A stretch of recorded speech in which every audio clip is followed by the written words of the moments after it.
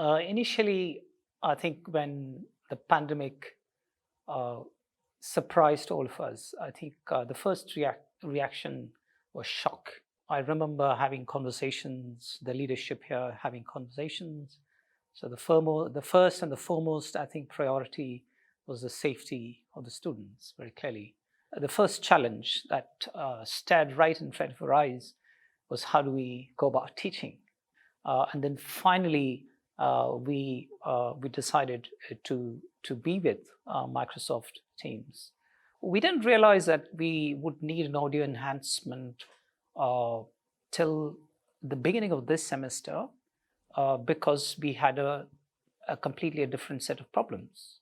I think one of the biggest challenge for us was addressing students who are on campus and students who are online. Before the installation of the mics, I actually had to speak a lot louder because I was wearing a mask and there was a 2-meter physical distancing between me and the students. So by the time I reached the last person, I had to really pretty much scream, probably, I would say. I was also probably physically locked to one place because I'm speaking in front of a laptop. So I did not have the freedom to move around at all. I just had to sit down and teach, which for me was kind of difficult because I'm used to walking around a little bit and and using my body while I teach.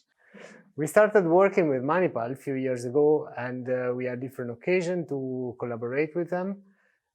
Recently, with this situation, they got in touch asking for some suggestions for their studio for broadcast, for teaching broadcast students.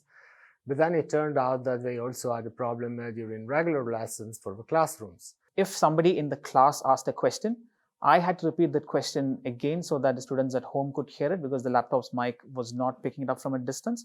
And if somebody from home asks a question, again, I'll have to repeat it in class so that the rest of the class could hear it. We started thinking about the potential of our MXA solution that now offers more than it was offering 1 or 2 years ago. We installed 2 MXA 910, one P300 DSP processor, and our 7 speakers.